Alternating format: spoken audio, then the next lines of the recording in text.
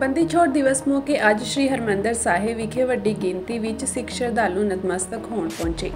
ਬੰਦੀ ਛੋੜ ਦਿਵਸ ਦੀਆਂ ਸ਼੍ਰੀ ਅਕਾਲ ਤਖਤ ਸਾਹਿਬ ਦੇ ਜਥੇਦਾਰ ਗਿਆਨੀ ਰਘਬੀਰ ਸਿੰਘ ਨੇ ਸਿੱਖ ਸੰਗਤ ਸਮੇਤ ਸਮੂਹ ਦੇਸ਼ ਵਾਸੀਆਂ ਨੂੰ ਵਧਾਈਆਂ ਦਿੱਤੀਆਂ। ਇਸ ਮੌਕੇ ਸ਼੍ਰੀ ਅਕਾਲ ਤਖਤ ਸਾਹਿਬ ਤੋਂ ਸਿੰਘ ਸਾਹਿਬਾਨਾਂ ਵੱਲੋਂ ਸੰਬੋਧਨ ਵੀ ਕੀਤਾ ਗਿਆ।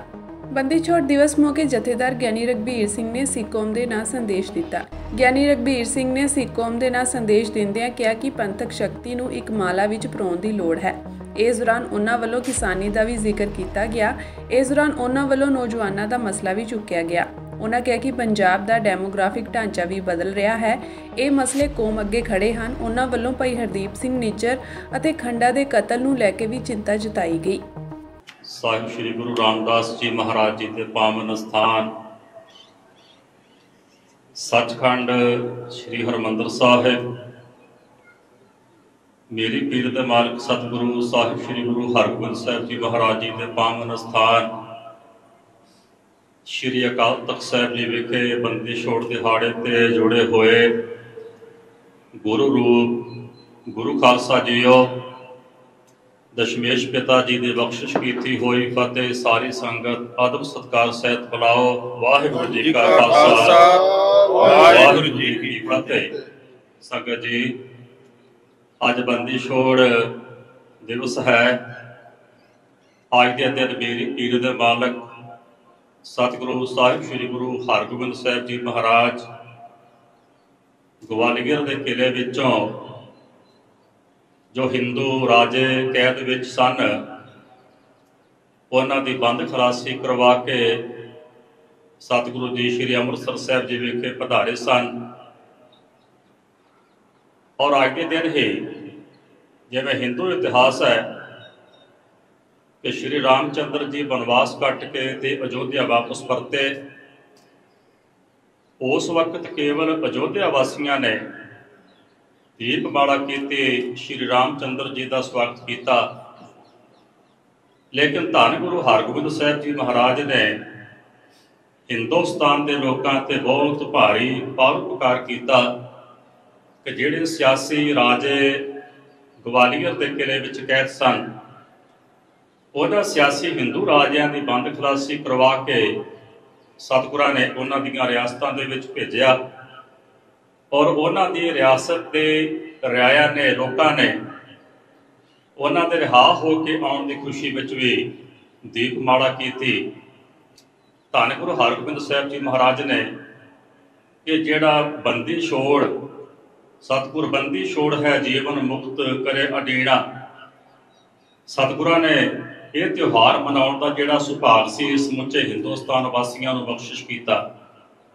और हर साल सदियों तो समुचा खालसा पंथ श्री अकाल तख्त साहिब जी विखे जुड़ करके गुरमते करता है, अपने कौम की किस्मत नूं घड़न दे यत्न करता है। और हर साल ही श्री अकाल तख्त साहिब जी तो कौम के नाम से संदेश जारी किया जाता है। सो अज भी समुचे कौम के नाम समुचे खालसा पंथ के नाम संदेश जारी किया जाना है। गुरु रूप गुरु खालसा जीओ श्री अकाल तख्त साहिब जी की सिरजना दल भंजन गुर सूरमा वड जोधा बहु परोपकारी सतगुरु श्री गुरु हरगोबिंद साहिब जी वालों हरीमी राज की स्थापना सच सुनाए से सच की बेला अनुसार हक सच की आवाज़ नूं बुलंद करन निमाणिया निताणिया की ढाल बन ते जरवाणिया नूं सबक सिखाउण दी सर्व कल्याणकारी ते सरबत दे भले नूं प्रणाई श्री गुरु नानक देव जी की विचारधारा नूं व्यवहारिक रूप विच लागू करन ते सिख पंथ की आजाद हस्ती का प्रगटावा करनी की गई सी।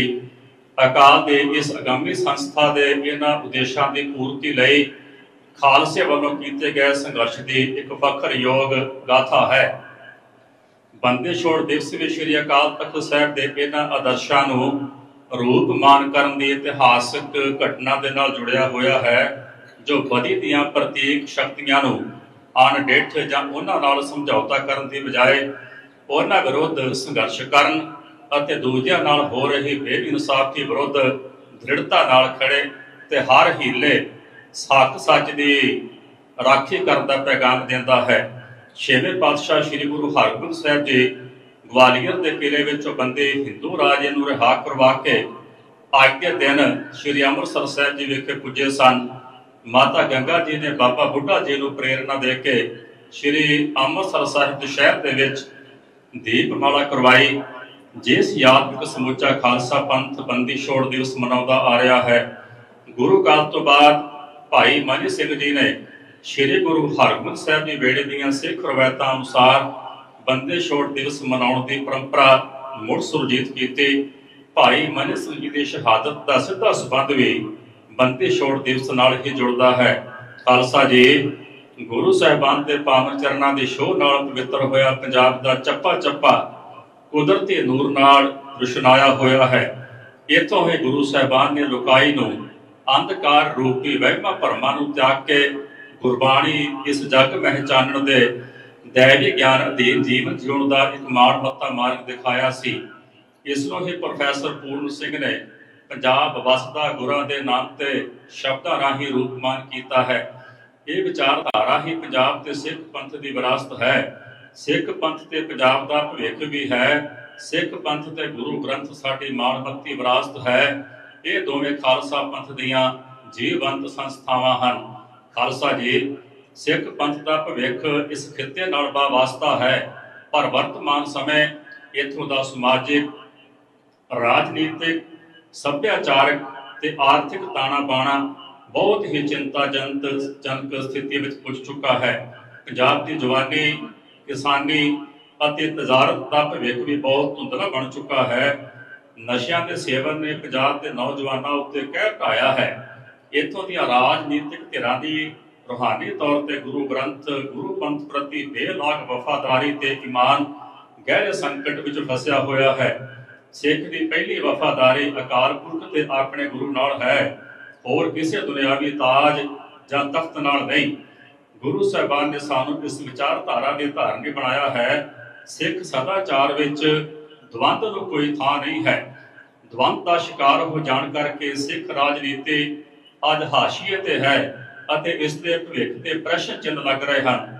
ਇਸ ਦਵੰਦ ਤੇ ਚੱਲਦਿਆਂ ਸਿੱਖ ਪੰਥ ਦੇ ਧਾਰਮਿਕ ਸਿਧਾਂਤਾਂ, ਸੰਸਥਾਵਾਂ ਤੇ ਪਰੰਪਰਾਵਾਂ ਦੀ ਮੌਲਿਕਤਾ ਨੂੰ ਜੋ ਖੋਰਾ ਲੱਗਿਆ ਹੈ, ਉਹ ਬਹੁਤ ਹੀ ਗੰਭੀਰ ਚਿੰਤਾ ਦਾ ਵਿਸ਼ਾ ਹੈ। ਪੰਜਾਬ ਦੇ ਕੁਦਰਤੀ ਸਰੋਤਾਂ ਤੇ ਬੁਨਿਆਦੀ ਅਧਿਕਾਰਾਂ ਦੇ ਜੋ ਮੁੱਦੇ ਕਦੇ ਪੰਥਕ ਰਾਜਨੀਤੀ ਦੇ ਕੇਂਦਰ ਵਿੱਚ ਹੁੰਦੇ ਸਨ, ਉਹਨਾਂ ਨੂੰ ਵਿਸਾਰ ਦਿੱਤਾ ਗਿਆ ਹੈ। ਪੰਥਕ ਰਾਜਨੀਤੀ ਦਾ ਇਹ ਏਜੰਡਾ ਬੀਤੇ ਸਮੇਂ ਦੀ ਗੱਲ ਬਣ ਚੁੱਕਾ ਹੈ ਤੇ ਪੰਥਕ ਹਿੱਤਾਂ ਤੇ ਪਰੰਪਰਾਵਾਂ ਉੱਤੇ ਪਹਿਰੇਦਾਰੀ ਕਰਨ ਦੀ ਥਾਂ ਰਾਜਨੀਤਿਕ ਹਿੱਤ ਪਿਆਰੇ ਬਣ ਚੁੱਕੇ ਹਨ। ਅਜਿਹੀ ਦਸ਼ਾ ਵਿੱਚ ਐਸੀ ਸਿੱਖ ਰਾਜਨੀਤੀ ਦੀ ਪੁਨਰ ਸੁਰਜੀਤੀ ਦੀ ਲੋੜ ਹੈ, ਜਿਹੜੀ ਪੰਜਾਬ ਦੀ ਸਰਜ਼ਮੀਨ ਤੇ ਗੁਰੂ ਗ੍ਰੰਥ, ਗੁਰੂ ਪੰਥ ਪ੍ਰਤੀ ਸਮਰਪਿਤ ਹੋਵੇ। ਸ਼੍ਰੋਮਣੀ ਅਕਾਲੀ ਦਲ ਦੀ ਸਥਾਪਨਾ ਸ਼੍ਰੀ ਅਕਾਲ ਤਖਤ ਸਾਹਿਬ ਉੱਤੇ ਜਿਨ੍ਹਾਂ ਉਦੇਸ਼ਾਂ ਤੇ ਆਦਰਸ਼ਾਂ ਨੂੰ ਲੈ ਕੇ ਹੋਈ ਸੀ, ਉਸ ਨੂੰ ਮੁੜ ਆਪਣੇ ਮੂਲ ਨਾਲ ਜੁੜਨ ਤੇ ਡੂੰਘੇ ਆਤਮ ਚਿੰਤਨ ਦੀ ਲੋੜ ਹੈ, ਤਾਂ ਜੋ ਹੋਏ ਉਪਾਏ ਨੂੰ ਸਮਝ ਕੇ ਸੁਧਾਈ ਹੋ ਸਕੇ। ਗੁਰੂ ਰੂਪ ਖਾਲਸਾ ਜੀ ਸਿਧਾਂਤਹੀਣ ਹੋਈ ਸਿੱਖ ਰਾਜਨੀਤੀ ਦਾ ਇਹ ਸਵਾਰਥੀ ਨਜ਼ਰੀਆ ਸਿੱਖ ਨੌਜਵਾਨਾਂ ਲਈ ਪ੍ਰੇਰਣਾ ਦਾ ਸਬੱਬ ਨਹੀਂ ਰਿਹਾ, ਜਿਸ ਕਾਰਨ ਪੰਜਾਬ ਦੀ ਅਗਲੀ ਪੀੜ੍ਹੀ ਨੂੰ ਆਪਣਾ ਭਵਿੱਖ ਹਨੇਰੇ ਵਿੱਚ ਦਿਖਾਈ ਦੇ ਰਿਹਾ ਹੈ। ਭਾਵੇਂ ਇਹ ਸਾਡੇ ਲਈ ਮਾਣ ਵਾਲੀ ਗੱਲ ਹੈ ਕਿ ਸਿੱਖਾਂ ਨੇ ਵਿਸ਼ਵ ਭਰ ਵਿੱਚ ਨਾਮ ਜਪੋ, ਕਿਰਤ ਕਰੋ, ਵੰਡ ਛਕੋ ਦੇ ਉਪਦੇਸ਼ ਉੱਤੇ ਅਮਲ ਕਰਦਿਆਂ ਮਿਹਨਤ, ਇਮਾਨਦਾਰੀ ਅਤੇ ਦ੍ਰਿੜਤਾ ਦੇ ਨਾਲ ਵੱਖ-ਵੱਖ ਖੇਤਰਾਂ ਵਿੱਚ ਬੇਹੱਦ ਨਾਮਣਾ ਖੱਟਿਆ ਹੈ। ਪਰ ਇਸ ਦੇ ਨਾਲ ਹੀ ਸਾਨੂੰ ਇਹ ਵੀ ਯਾਦ ਰੱਖਣ ਦੀ ਲੋੜ ਹੈ ਕਿ ਪੰਜਾਬ ਖਾਲਸੇ ਦੇ ਜਨਮ ਅਤੇ ਕਰਮ ਭੂਮੀ ਹੈ, ਜਿੱਥੇ ਖਾਲਸਾ ਪੰਥ ਪ੍ਰਗਟ ਹੋਇਆ ਅਤੇ ਇਸ ਖਿੱਤੇ ਦੀ ਆਜ਼ਾਦੀ ਤੇ ਤਰੱਕੀ ਲਈ ਸਿੱਖ ਪੰਥ ਨੇ ਬੇਅੰਤ ਕੁਰਬਾਨੀਆਂ ਕੀਤੀਆਂ ਹਨ। ਮੌਜੂਦਾ ਸਮੇਂ ਵਿੱਚ ਪੰਜਾਬ ਅੰਦਰ ਰੁਜ਼ਗਾਰ ਦੇ ਮੌਕੇ ਘਟ ਜਾਣ ਅਤੇ ਜੀਣ ਥੀਣ ਦੀਆਂ ਸੰਭਾਵਨਾਵਾਂ ਦੀ ਅਨਿਸ਼ਚਿਤਤਾ ਕਾਰਨ ਸਿੱਖ ਨੌਜਵਾਨਾਂ ਦੇ ਵਿਦੇਸ਼ਾਂ ਵਿੱਚ ਪ੍ਰਵਾਸ ਕਰ ਜਾਣ ਦੀ ਗਿਣਤੀ ਵਿੱਚ ਚਿੰਤਾਜਨਕ ਵਾਧਾ ਹੋਇਆ ਹੈ। ਇਸ ਦੇ ਉਲਟ ਪੰਜਾਬ ਵਿੱਚ ਬਾਹਰੀ ਰਾਜਾਂ ਵਿੱਚੋਂ ਹੋ ਰਹੇ ਪ੍ਰਵਾਸ ਕਾਰਨ ਪੰਜਾਬ ਦਾ ਡੈਮੋਗ੍ਰਾਫਿਕ ਢਾਂਚਾ ਬਦਲਣ ਨਾਲ ਇੱਕੋ ਇੱਕ ਸਿੱਖ ਬਹੁ ਗਿਣਤੀ ਵਾਲੇ ਸੂਬੇ ਅੰਦਰ ਵੀ ਅਸੀਂ ਘੱਟ ਗਿਣਤੀ ਵਿੱਚ ਚਲੇ ਜਾਵਾਂਗੇ, ਜਿਸ ਦੇ ਭਵਿੱਖ ਵਿੱਚ ਭਿਆਨਕ ਨਤੀਜੇ ਭੁਗਤਣੇ ਪੈਣਗੇ। ਇਸ ਲਈ ਸਮਾਂ ਸੰਭਾਲਣ ਤੇ ਜਾਗਣ ਦੀ ਲੋੜ ਹੈ। ਗੁਰੂ ਖਾਲਸਾ ਜੀ ਗੁਰਾਂ ਦੇ ਨਾਂ ਤੇ ਵਸਦੇ ਪੰਜਾਬ ਨੂੰ ਚੜ੍ਹਦੀ ਕਲਾ ਵੱਲ ਲਿਜਾਣ ਲਈ ਆਪਸੀ ਏਕੇ ਦੀ ਲੋੜ ਹੈ। पार्टी ते इसके आगुआं प्रति कौम विच बन चुके बेभरोसगी के आलम नूं खत्म करने लई पंथक आगुआं नूं पंथ वसे मैं उजड़ा की सोच नूं अपनाउणा समय की मुख मंग है। पंथक शक्ति के जाहो जलाल का प्रगटावा करने लई सानू छोटे छोटे धड़ियां विच वंडी पंथक शक्ति नूं एकता की लड़ी विच परोण वास्ते हर प्रकार के भिन्न भेद ते मतभेद मिटा के श्री अकाल तख्त साहिब की अगवाई हेठ एकजुट होने की लोड़ है अते गुरु साहिबान के दर्शाए मार्ग से चल के निराले पंथ के आदर्शक असूलों अनुसार राजनीति की खुशबोई बखेरन की चुनौती दरकार है, जिसके समर्थ असीं गुरमुख सिद्धांतां परंपरावां अते इतिहास तो सेध लैके ही हो सकते हैं। खालसा जी कौमी अते कौमांतरी पद्धर ते वापर रहे वरतारे भी पंथ लई चिंता पैदा करने वाले हैं। जिथे एक पासे सिखां दीआं 80% कुर्बानियां नाल आजाद हुए भारत विच सिख हक्कां ते मुद्दिआं बारे अपनी आवाज़ बुलंद करन ते पंथक हितां नूं उभारन वालिआं नूं अतवादी ऐलान के जेलां विच बंदी बना के रखिया जा रहा है, उत्थे ही वख-वख देशां अंदर सिखां नूं मिथ के निशाना बनाया जा रहा है। मिसाल के तौर पर विदेशों में भाई हरदीप सिंह निज्जर, भाई अवतार सिंह खंडा, भाई परमजीत सिंह पंजवड़ और भाई रिपू दमन सिंह मलक के होए कतल खतरनाक और चिंताजनक वरतारा है। खालसा जी साडे धर्म के संस्थावां विच सरकारी दखल अंदाजी वध रही है। बहुत अफसोस है कि पंजाब तो बाहर इतिहासिक सिख गुरधामां जिवें कि गुरुद्वारा ज्ञान गोदड़ी साहिब उत्तर प्रदेश, गुरुद्वारा मंगू मठ उड़ीसा, गुरुद्वारा डांगमार साहिब की होंद नूं खत्म किया जा चुका है। सिखां वालों बार बार आवाज़ उठाउण ते भी सरकारां ने इस धक्केशाही नूं रोकण की लोड़ नहीं समझी, बल्कि ये अमल बेरोक अगे वध रहा है। ये दशा भी सिख राजनीति के मौका प्रस्त सुभाਅ कारण वापरी है। सिद्धम की गल है कि नवंबर 1984 नूं सिखां दे हो रहे कतलेआम नूं तत्कालीन प्रधानमंत्री देश अंदर हो रही सिखां की नस्लकुशी रोकण की बजाय बड़ी ढीठताई नाल जब बड़ा पेड़ गिरता है तो धरती हिलती है, आके दोषियों की पुष्ट पनाही करता है। खालसा जी ध्यान देने की लोड़ है कि अज 1 नवंबर है, इतफाक नाल अज बंदी छोड़ दिवस भी है। 31 अक्तूबर को इंदिरा गांधी के कतल तो बाद देश के 110 शहरों के विच सिखां की नस्लकुशी की गई, हज़ारां सिखां के कतल किए गए और हज़ारां लोग घरों तो बेघर होकर कारोबारां के उजाड़े कारण उन्हां शहरों के विचों प्रवास करके होर थावां ते चले गए जो अज भी इंसाफ की मंग कर रहे हैं। वो बड़ी ढीठताई नाल कहता है कि जब बड़ा पेड़ गिरता है तो धरती हिलती है, आग के दोषियों की पुष्ट पनाई करता है। अफसोस है कि 40 साल का लंबा अरसा बीत जाने तो बाद भी हज़ारां निर्दोष सिखां दे होए कतलेआम दा अजे तक भी मुकम्मल इंसाफ नहीं मिलिया। अज नवंबर 1984 की सिख नस्लकुशी के शहीदों को भी असीं याद कर रहे हैं।